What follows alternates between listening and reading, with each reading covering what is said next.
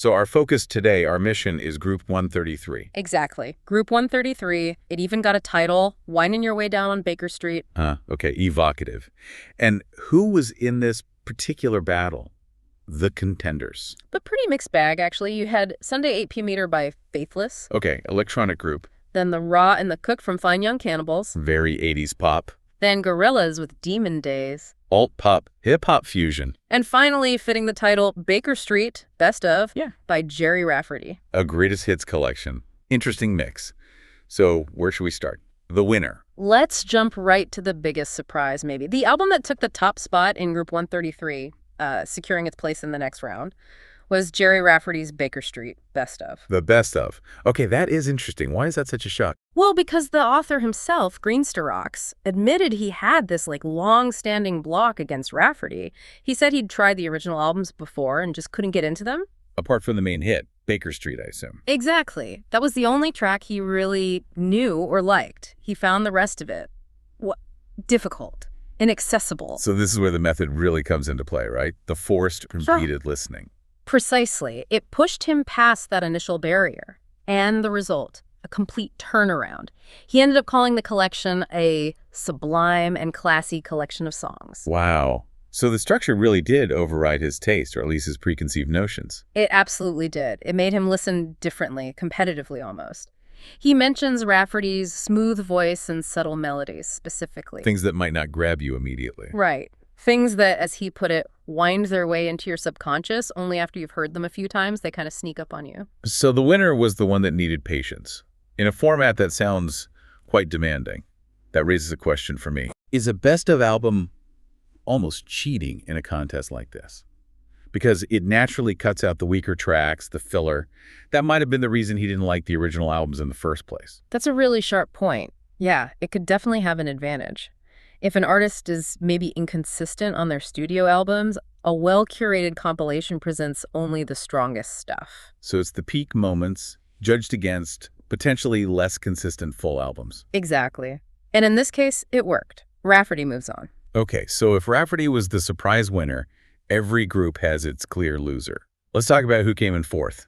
Dead last. That dubious honor went to Fine Young Cannibals with The Raw and the Cooked. Eliminated. Right. Now, the source does give them some credit, doesn't it? It mentions the big hits. Oh, yeah. It acknowledges She Drives Me Crazy and Good Thing, calls them eminently listenable. So, those songs still stand up. But the rest of the album... That's where it fell down hard in this comparison. The rest was described as quaint, but ultimately lackluster. Ouch. Lackluster. Yeah, and lacking any real musical inspiration beyond those singles.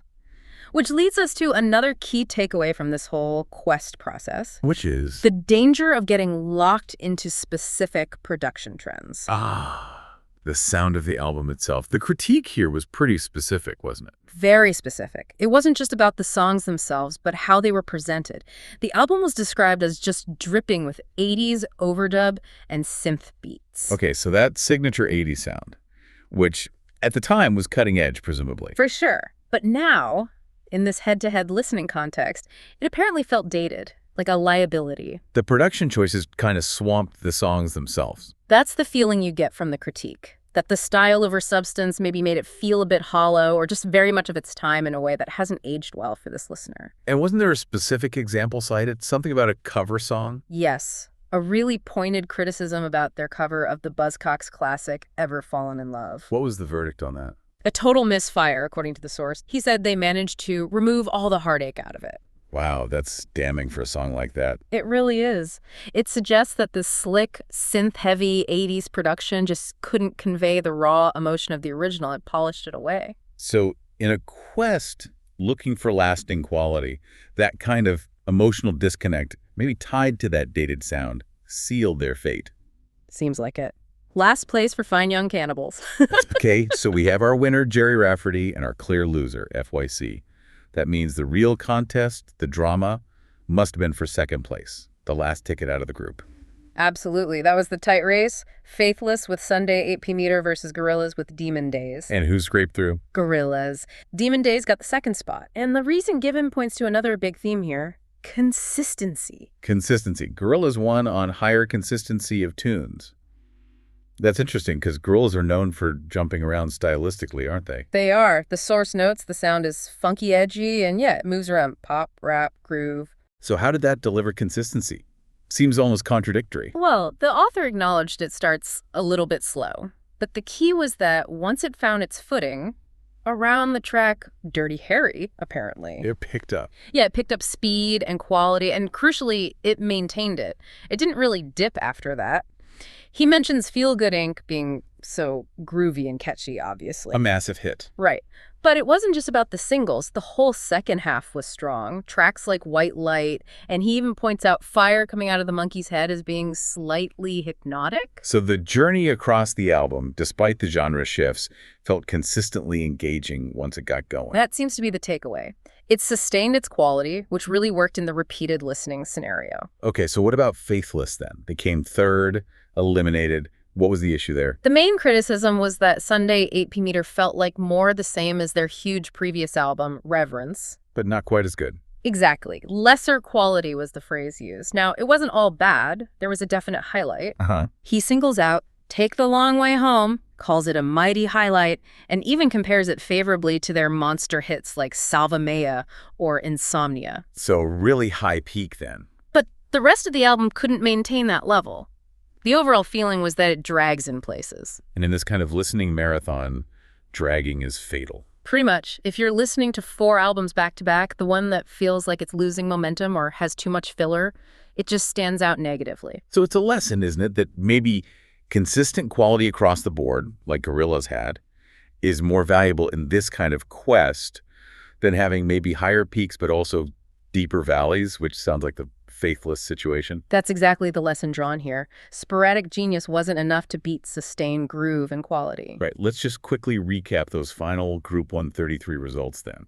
Who made it, who didn't? Okay, so in first place, the surprise package, Gerry Rafferty's Baker Street Best Of, proceeds. And in second, grabbing the final spot thanks to consistency, Gorillaz with Demon Days also proceeds. Then, eliminated in third place, great highlight, but ultimately dragged too much. Faithless with Sunday 8 p.m. And eliminated in fourth, sunk by dated production and a lack of inspiration beyond the hits, Fine Young Cannibals, The Raw and the Cook. That's the final lineup. So if we step back and think about what this specific group teaches us, especially for you listening, it really highlights what separates albums that last from maybe those that were just popular for a time. Definitely. We saw how a forced structure like this quest can make you reassess old biases, like with Rafferty. Yeah, challenging what you think you know. And we saw how consistency across an album, even a stylistically varied one like Gorillaz, can trump an album with maybe bigger moments, but also more filler, like Faithless. And maybe the biggest lesson,